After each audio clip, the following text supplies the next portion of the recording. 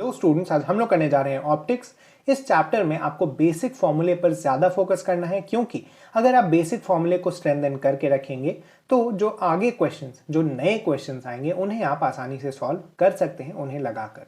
मुझे उम्मीद है कि आपने क्लास 10th की एनसीईआरटी को एक बार रीडिंग तो दे ही दिया होगा इस चैप्टर के, क्योंकि हम लोग रे डायग्राम और थ्योरेटिकल पोर्शन वाला जो पार्ट है उसे थोड़ा सा स्किप करके आगे बढ़ेंगे। तो चलिए शुरू करते हैं। सबसे पहले रिफ्लेक्शन। हम लोग जानते हैं angle of incidence is equal to angle of reflection होता है, ये बेसिक लॉ ऑफ रिफ्लेक्शन है। यहीं पर आपको एंगल ऑफ डेविएशन समझने के लिए एक चीज करना होगा कि जो इंसिडेंट रे आ रही है उसे स्ट्रेट ड्रॉ कर ले और उसके रिस्पेक्ट में जो रिफ्लेक्टेड रे घूमी है जितना एंगल, उसे ही एंगल ऑफ डेविएशन कहा जाता है। जैसा हम लोग देख सकते हैं यहाँ पर, अगर हम लोग I is equal to r देखें तो ये वाला जो एंगल होगा ये 180 माइनस 2i के बराबर होगा। बस इसी तरह से आपको एंगल ऑफ डेविएशन आगे के केसेस में भी निकालना होगा। एक यहाँ पर कॉमन केस है कि अगर हम लोग प्लेन मिरर को थीटा से रोटेट कर देते हैं इंसिडेंट रे को फिक्स्ड रखते हुए, तो जो रिफ्लेक्टेड रे है वो 2 थीटा से रोटेट कर जाती है। ये आप याद रखें तो ही बेहतर है, ये कई जगहों पर डायरेक्टली क्वेश्चन पूछ दिया जाता है। उसके बाद है कि अगर दो प्लेन मिरर्स को एक एंगल पर रखा जाए तो कितने इमेज की फॉर्मेशन होती है। अगर उस एंगल से हम लोग 360 को डिवाइड करें और अगर इवन आ गया कोशेंट, मतलब हम उस केस में 360 बाई थीटा माइनस 1 रखेंगे नंबर ऑफ डिस्टिंक्ट इमेजेस। लेकिन अगर ऑड आ गया तो दो और केसेस बनते हैं कि अगर वो एंगल बाइसेक्टर पर ऑब्जेक्ट रखा हुआ है तब वहां पर -1 कर दिया जाएगा, और अगर एंगल बाइसेक्टर पर ऑब्जेक्ट नहीं रखा गया है तो सिर्फ 360 बाई थीटा करके छोड़ दिया जाएगा। उसके बाद हम लोग आगे बढ़ें। अगर एक मिरर के रेस्पेक्ट में, मतलब या फिर एक मिरर के रेस्पेक्ट में ऑब्जेक्ट मूव कर रहा है u स्पीड से, तो जो उसके इमेज बन रहा होगा वो भी u स्पीड से ऑपोजिट डायरेक्शन में मूव कर रहा होगा।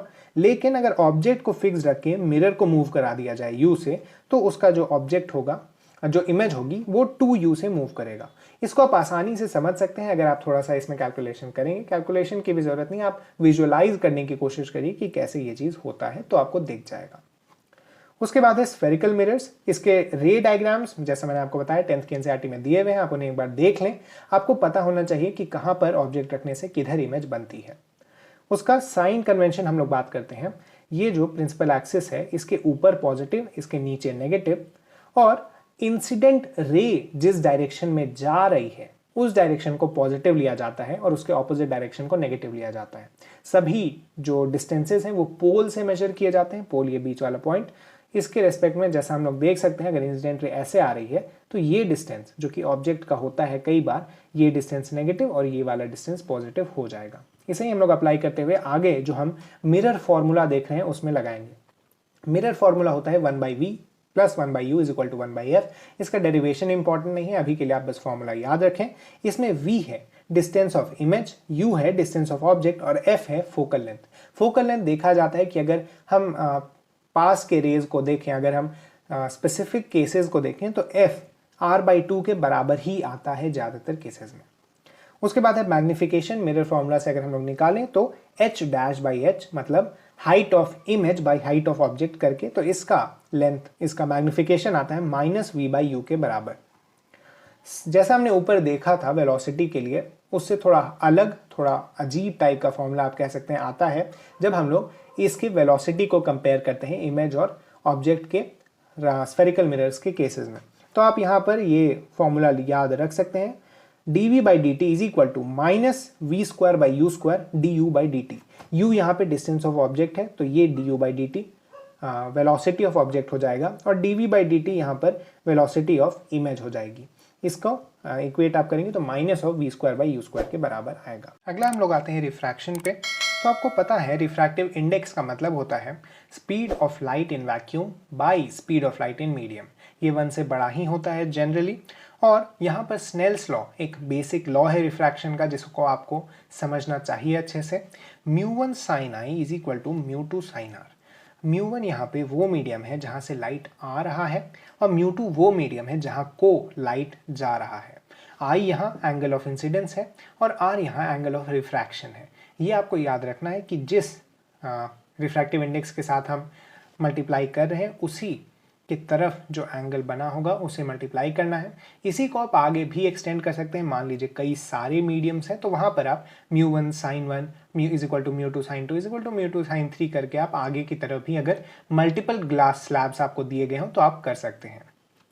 इसके बाद है कि shift due to glass slab. Glass slab के कारण मेनली दो तरह के शिफ्ट्स देखे जाते हैं। सबसे पहला नॉर्मल शिफ्ट होता क्या है कि ग्लास स्लैब के आने के कारण थोड़ा ऊपर की तरफ उठी हुई हमें ऑब्जेक्ट्स दिखती हैं अगर हम इस तरह से ऑब्जर्व करेंगे तो वहाँ नॉर्मल शिफ्ट होता है 1 - 1/μ इंटू टी। टी यहाँ पे थिकनेस ऑफ ग्लास स्लैब है। और लेटरल शिफ्ट होता है जहाँ पर ग्लास स्लैब के कारण लेटरली शिफ्ट कर जाती है इमेज, वो होता है t into 1 - cos i by μ² - sin square i का रूट इंटू साइन आई। ये वाला फॉर्मूला काफ़ी इंपॉर्टेंट नहीं है, आप इसे छोड़ भी सकते हैं। नॉर्मल शिफ्ट वाला एक याद रख सकते हैं आप, क्योंकि इससे जो क्वेश्चंस आते हैं वो आप बेसिक स्नेल लॉ लगाकर भी सॉल्व कर सकते हैं, लेकिन अगर आपको ये याद रहता है तो जल्दी हो जाते हैं कुछ क्वेश्चंस।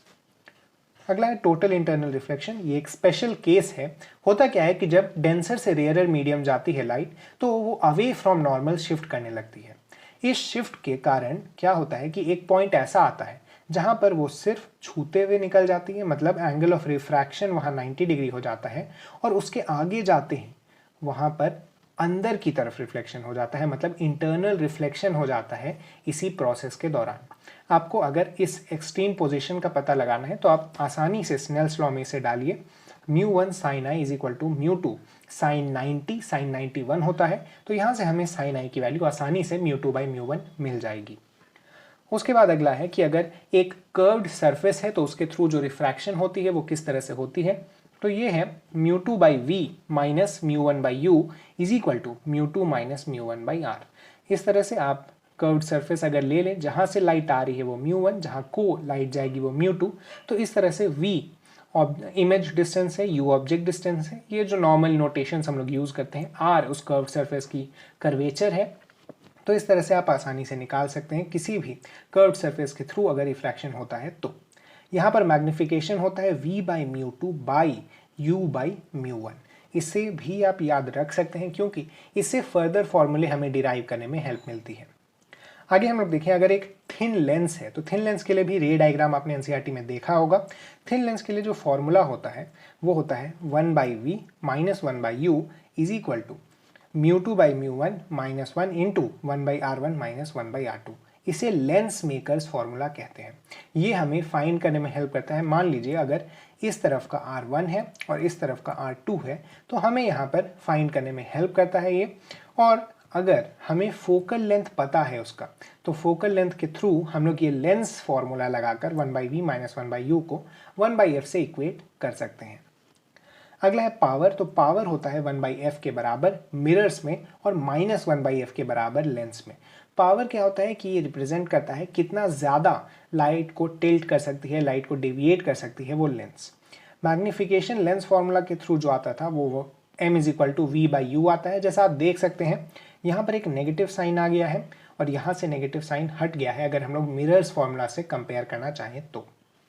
उसके बाद है कॉम्बिनेशन ऑफ लेंसेज। लेंसेज को कंबाइन करते हैं तब पावर P1 प्लस P2 करके ऐड होती है और जो फोकल लेंथ, क्योंकि P is equal to 1/f होता है तो focal length 1/f is equal to 1/f1 plus 1/f2 करके ऐड होती है। मेजरली आप पावर का यूज़ हम लोग इसीलिए करते हैं क्योंकि ये एडिशन आसान कर देती है फोकल लेंथ के मुकाबले।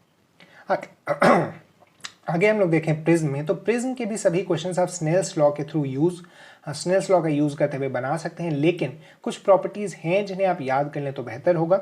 जैसे ये r1 plus r2 is equal to a होता है और angle of deviation is equal to i1 plus i2 minus r1 plus r2 होता है, जिसे r1 प्लस r2 का वैल्यू रिप्लेस करके हम लोग i1 plus i2 minus a भी लिख सकते हैं। इसके साथ ही अगर इमर्जेंस नहीं करवाना है लेंस से या प्रिज्म से तो आप a को ग्रेटर देन θ/2 और थीटा जहाँ पर r1 मैक्स है, तो मतलब यहाँ r1 मैक्स क्या हो सकता है वो डिपेंड करेगा और a को इस r1 मैक्स के हाफ से बड़ा होना होगा, तभी लाइट इमर्ज नहीं करेगी। ये चीज़ आप स्नेल्स लॉ का यूज़ करते हुए वहाँ भी डिराइव कर सकते हैं, उसको याद रखने की बहुत ज़्यादा ज़रूरत नहीं है। तो इसी के साथ ये चैप्टर खत्म हुआ। जैसा मैंने आपको बताया, जितना ज़्यादा आप फंडामेंटल फॉर्मूले पर फोकस करेंगे उतना बेहतर आपके लिए होगा, क्योंकि एग्जाम हॉल में आपको नए क्वेश्चंस देखने को मिलेंगे जिनमें कोई पुराने लंबे चौड़े फॉर्मूले नहीं लगते हैं, जिनमें आपको बेसिक से डिराइव करते हुए आंसर लाना होता है। इसी के साथ ये वीडियो खत्म हुआ। Thank you.